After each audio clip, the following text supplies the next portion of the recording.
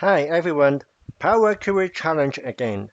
Today, my challenge is to combine all the visible worksheets from multiple workbooks in a single folder. Let's have a look at the sample file we have here.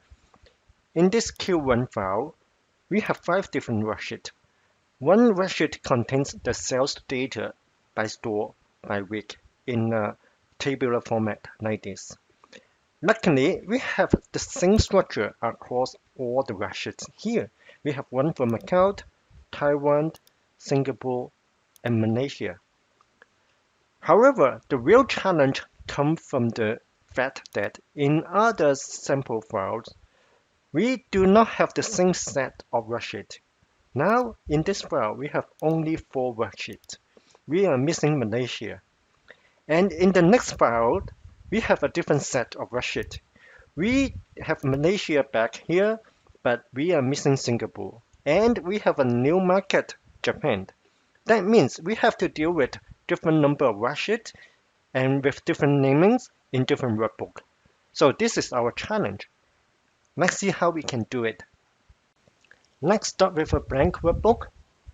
Go to the Data tab, Get Data, from File, from Folder. We may browse for the folder, or we can copy and paste the folder path here. Okay.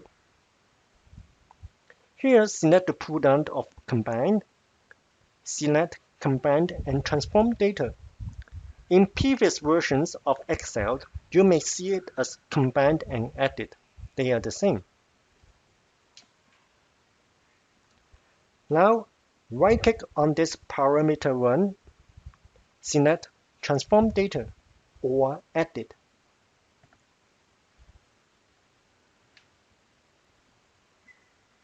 In the Power Query editor, we can see that Power Query is smart enough to get all the data within each workbook. Here is the worksheet from the Q1 workbook. We can see we have 5 different worksheets. And for the Q2 file, we have 4 worksheets. In the Q3 file, we have another 5 worksheets. This is cool. This is what we want. We do not want to mix any single worksheet from the workbook. So this is very good. This is exactly what we want. So now let's take a look at the content of each table. As mentioned before, each table has the same data layout, same data structure, which is good, so that we can apply the same transformation to each table before the consolidation. However, let's take a closer look at the headers of the columns.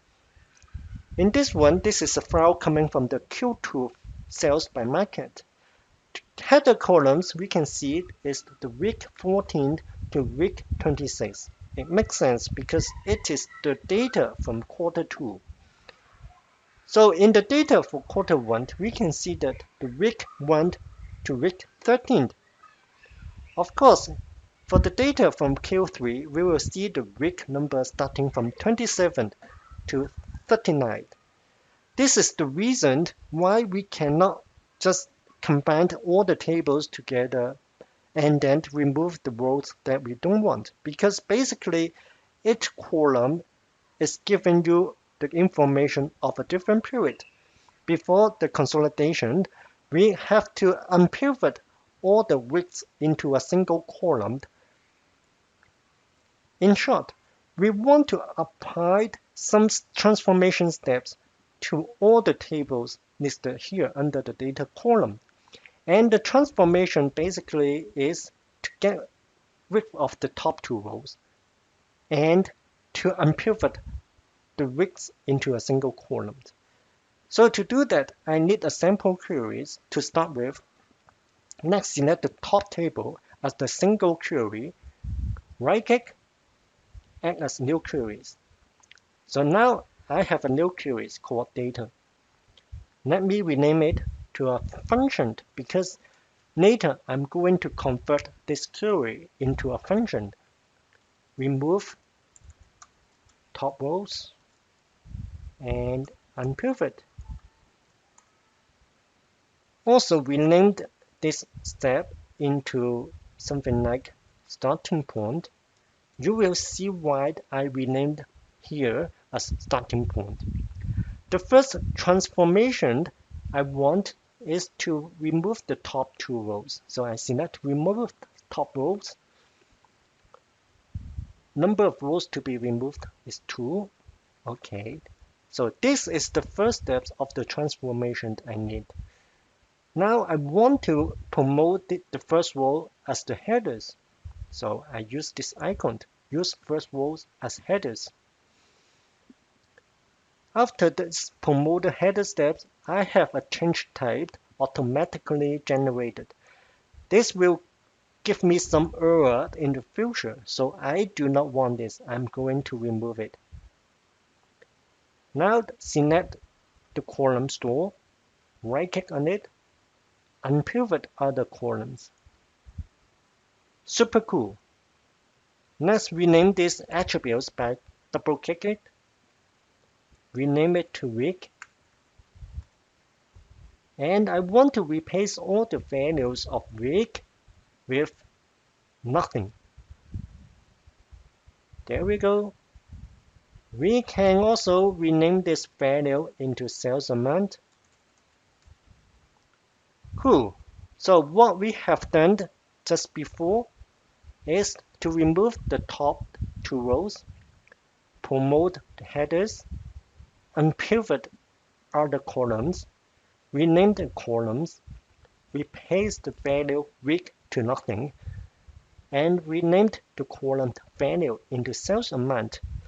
These are the 6 steps that we want, and we want to apply the same 6 steps into all the tables under these queries.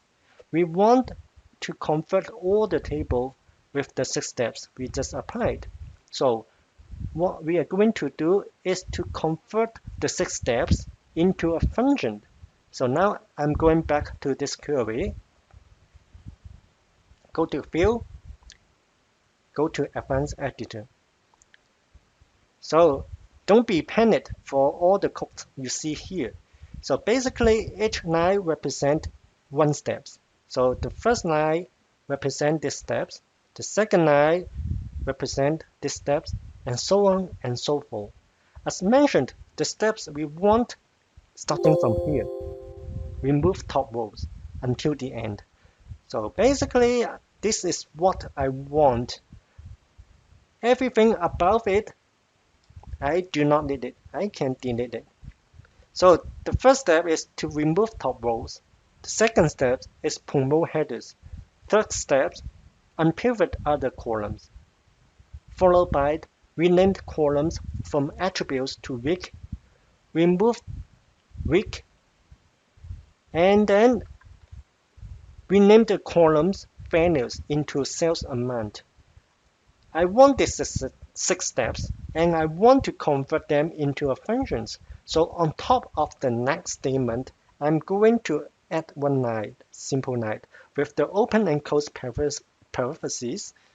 I want a starting point as a table. Okay.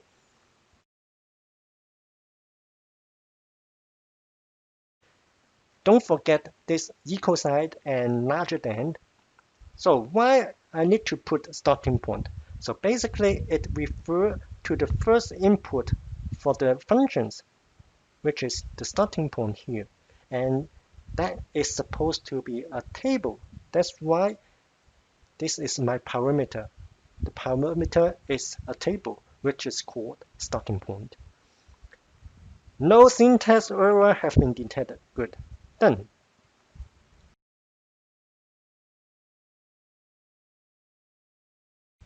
Now I have a function.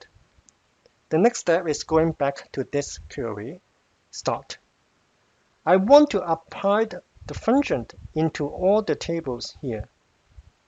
I don't need all the other columns. I want just these 2 columns. So I select these 2 columns, right click, remove other columns. The column named is basically the worksheet named. The reason I want to keep it is it gives me the information of the market. So rename it to market. To apply the custom function, I just need to go to add column, invoke custom functions. The function that is the function remove top rows and unpivot. The starting point is the parameter, which is actually located in a column. So I'm going to select the column here. The column is data. Cool. Okay. Now let's take a look. This is the original table. This is the table after the conversion. Cool. So we can remove the data column now. Remove. And then we can click the expand button here. Uncheck this box. Use original column names as previous because this is not what I want. I want simply to give the column as store, week, and sales amount. Okay. We are done. Let's define the data type. Text. And this one should be, let's make it currency. We are ready to close a node.